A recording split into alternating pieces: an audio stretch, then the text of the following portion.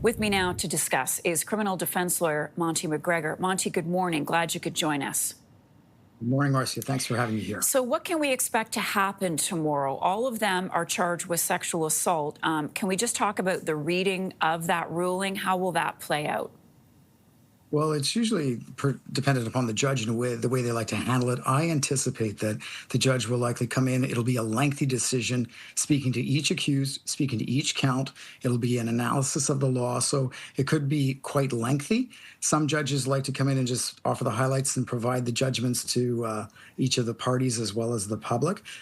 So it could be very lengthy in the determination as she reads out the judgment. It could be very short. I presume it will at least go over the highlights in court to help everyone understand the nature of the determinations of guilt or innocence. Does this essentially, Monte, boil down to the issue of consent? It certainly does in this issue, in this case, because a sex assault is prosecuted and defended in two ways. One, it didn't happen, or two, it was consensual, or there was an honest mistaken belief in consent based on the actions of the accused and the complainant. Here, it really comes down to whether or not consent was obtained and whether or not the players or the accused in this instance proceeded on the basis that all of the interactions with the complainant were consensual. Therefore, I think the real analysis, the real crux will be the credibility of the complainant's testimony.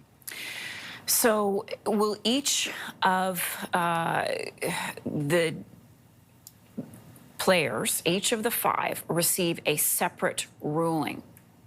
It will be one ruling collectively, but really? each count has to be acknowledged and scrutinized under the evidence.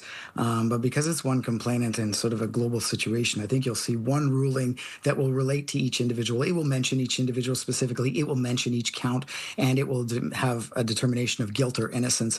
But because it's sort of a narrative about an overreaching question about whether or not she was consenting, I think it really boils down to the credibility of the complainant, how she testified, and whether or not the defense were able to penetrate her believability.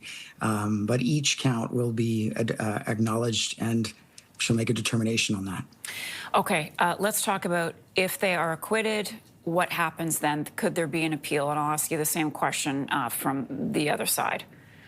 Yes, there can be. And what's interesting here is that with a jury trial, the jury doesn't provide any reasons. It's either guilt or innocence. And then it's a question of whether or not the judge instructed them properly. Here, you have a judge making the determination.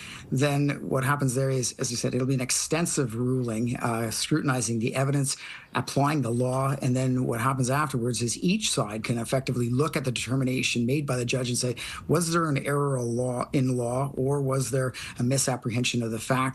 And so an appeal could happen.